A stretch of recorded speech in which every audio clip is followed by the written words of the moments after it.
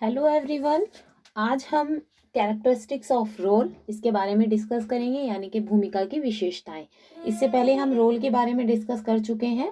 भूमिका क्या होता है, भूमिका का अर्थ क्या होता है और भूमिका की परिभाषाएं।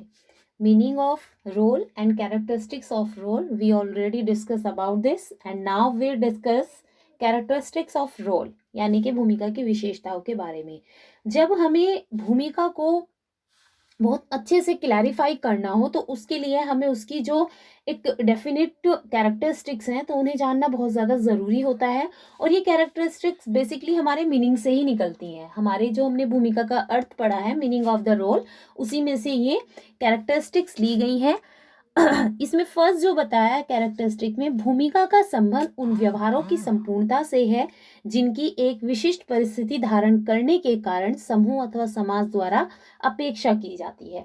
यहाँ पे इन्होंने कहा भूमिका का संबंध, relation of the role which behaviour wholeness, ठीक है, which whole behaviours that is a society और अ ग्रुप, ठीक है, except in a special status.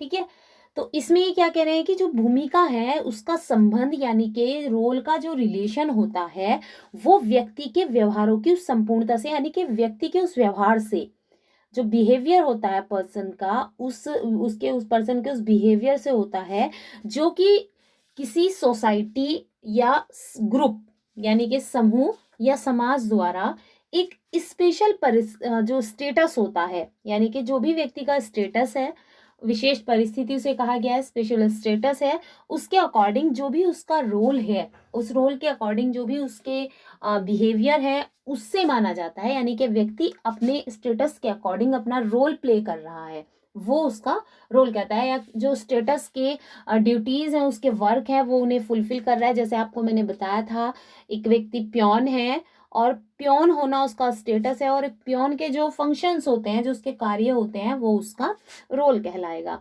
तो उस प्योन से एक्सेप्ट करना कि एज अ प्योन वो अपने सारी ड्यूटीज फुलफिल कर रहा है, तो समूह से कि प्योन से ये तो एक्सेप्ट नहीं करेगा कि भाई वो कोई काम नहीं कर रहा, कोई सर्विंग नहीं कर रहा, वो बैठा है बस एक तरफ हुक्म चला रहा है, ये तो कोई एक्सेप्ट, उससे सब ये एक्सेप्ट करेंगे कि वो दूसरे की जो ऑबेज है उन्हें वो फॉलो करे।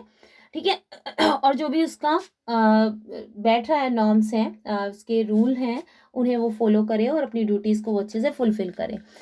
सेकंड यहाँ पे बताया गया है, भूमिका का निर्धारण संस्कृति व सामाजिक मानदंडों के आधार पर होता है। भूमिका का निर्धारण, determination of the role basis on the cultural and social norms, यानी कि हमारी सोसाइटी में हमारे कल्चर और सोसाइटी के अकॉर्डिंग जो भी रूल रेगुलेशंस होते हैं, उन रूल रेगुलेशन नियमों रीति रिवाज के अनुसार व्यक्ति से उसी व्यवहार को स्वीकृत किया जाता है।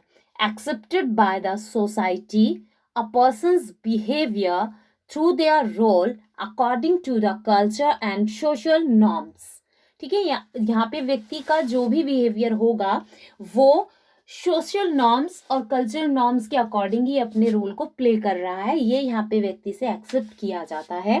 नेक्स्ट, समाज में कोई भी भूमिका के लिए एक पक्षीय नहीं होती है, बल्कि वह सदैव दूसरी परिस्थितियों या भूमिकाओं के संदर्भ में निभाई जाती है।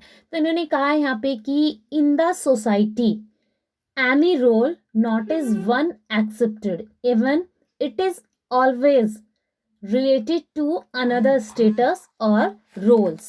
तो यहाँ पे ये जो बता रहे हैं कि हमारी सोसाइटी में किसी भी व्यक्ति का जो भी रोल होता है वो कभी भी वन फेजेस नहीं होता, यानी कि एक ही तरह की भूमिका को, एक ही तरह के रोल को वो प्ले नहीं करता, बल्कि वो हमेशा दूसरे जो उसके स्टेटस होते हैं या उसकी जो रोल होते हैं उन्हीं से वो रिलेटेड होती है। नेक्स्ट, भूमिका का संबंध परिस्थिति के साथ जुड़ा होता है, क्योंकि परिस्थितियां प्रदत्त और अर्जित दो प्रकार की हैं, अतः भूमिकाएं भी प्रदत्त और अर्जित होती हैं। यहाँ पे इन्होंने बताया कि relation of the role is connected with the status because status is two type, one is ascribed, one is achieved. So roles also two types, one is ascribed, one is achieved। यहाँ पे हमने जब पढ़ा था meaning of the role, तो उसमें हमने पढ़ा था कि जो रिलेशन होता है रोल का वो स्टेटस के साथ जुड़ा होता है। एक व्यक्ति का जो रोल होता है वो उसके स्टेटस के बेस पर होता है, उसकी परिस्थिति के आधार पर होता है। एंड हमने पढ़ा था जो परिस्थितियां होती हैं यानी कि जो इस व्यक्ति का स्टेटस होता है, स्टेटस ऑफ द पर्सन होता है, ये क्या होता है, टू टाइप होता है, प्रदत्त और अर्जित, एस्क्राइब एंड अचीव। क्योंकि यहाँ पे जो रिलेशन है रोल का वो विद द स्टेटस है, बेस्ड ऑन द स्टेटस है, सो ऑटोमेटिकली और roles also two type according to the status, like a one is ascribe and second is achieve।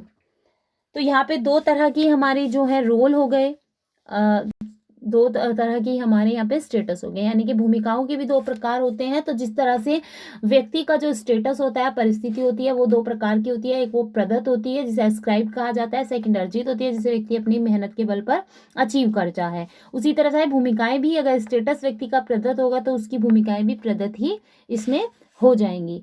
Next है, भूमिका का निर्धारण संस्कृति व सामाजिक मानदंडों के आधार पर होता है। Determination of the role basis on the culture and social norms. ठीक है। नेक्स्ट है, भूमिका गतिशील और परिवर्तनशील है। एक ही भूमिका विभिन्न लोगों द्वारा भिन्न भिन्न प्रकार से निभाई जाती है और विभिन्न समय पर वह संस्कृतियों में अलग अलग प्रकार से निभाई जाती है। तो यहाँ पे इन्होंने बताया कि role is changeable and movable. ठीक है, जो रोल होता है वो डायनेमिक होता है, चेंजेबल होता है, and one role different peoples through the different peoples follow the different type. जो रोल है रोल आपका भूमिका वो क्या होती है, गतिशील और परिवर्तनशील, डायनेमिक और चेंजेबल होती है। और एक ही जो भूमिका होती है, सेम जो रोल होता है वो डिफरेंट पीपल्स के द्वारा, अलग अलग व्यक्तियों के द्वारा डिफरेंट वे में अप्लाई होती है, यानी कि अलग अलग तरह से लोगों के द्वारा वो निभाई जाती है। और डिफरेंट टाइम पर वो अलग अलग कल्चर्स में, अलग अलग जो उसके कल्चर होता है, अकॉर्डिंग टू देयर कल्चर्स, उसका भी जो फॉलो करना है, उसे निभाना होता है, वो भी उसी के अनुसार हो जाता है। जैसा मैंने आपको बताया था कि एक व्यक्ति एक बार में केवल एक ही रोल प्ले नहीं करता। वो जो बहुत अच्छा ऑफिसर है तो जरूरी नहीं है कि वो बहुत अच्छा वहां पे घर पे अपने फादर भी है, बहुत अच्छा हस्बैंड भी है। एक भूमिका में बेस्ट होने का मतलब ये नहीं होता कि व्यक्ति दूसरी भूमिकाओं में भी बेस्ट ही होगा।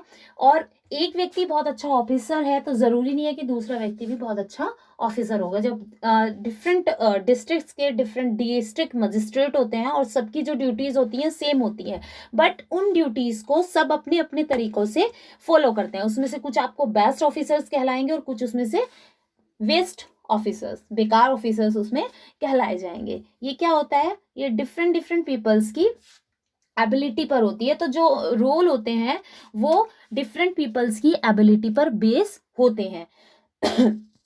प्रत्येक व्यक्ति अपनी भूमिका का निर्वाह स्वयं की योग्यता, क्षमता, रुचि, मनोवृत्ति आदि के आधार पर करता है। तो जैसा भी बताया कि एबिलिटी के बेस पर रोल को प्ले किया जाता है, तो इसमें every person play their role according to their ability, capacity, interest, tendency and other qualities. व्यक्ति समाज में एक भूमिका निभाता है, किंतु जिस भूमिका के कारण वह समाज में जाना जाता है वह उसकी मुख्य भूमिका की रोल कहलाती है। और जो दूसरी छोटी मोटी भूमिकाएं होती हैं वो सामान्य भूमिकाएं यानी कि जनरल रोल्स कहलाती हैं। In society a person play different roles but through which role he recognized, identify in the society, he called their key role, and another sides role called general roles. एक व्यक्ति का मुख्य भूमिका, एक व्यक्ति जाना जाता है समाज में, एक व्यक्ति क्या है, प्रेसिडेंट है। सोसाइटी में जो उसकी आइडेंटिफिकेशन है वो एज अ प्रेसिडेंट है, और जो अनदर उसके अलावा है उन रूपों में वो इतना जो है पहचाना नहीं जाता, वो उसके जनरल रोल्स होते हैं। राष्ट्रपति होना उसका क्या, की रोल कहलाएगा। अलग अलग भूमिकाओं का निर्वाह करने के लिए भिन्न भिन्न प्रकार का व्यवहार किया जाता है। सभी भूमिकाओं का निर्वाह एक ही प्रकार के व्यवहार द्वारा नहीं किया जाता। डिफरेंट रोल्स को प्ले करने के लिए डिफरेंट टाइप्स का बिहेवियर किया जाता है। ऑल रोल्स को जो है प्ले करने के लिए सेम बिहेवियर हम नहीं कर सकते हैं।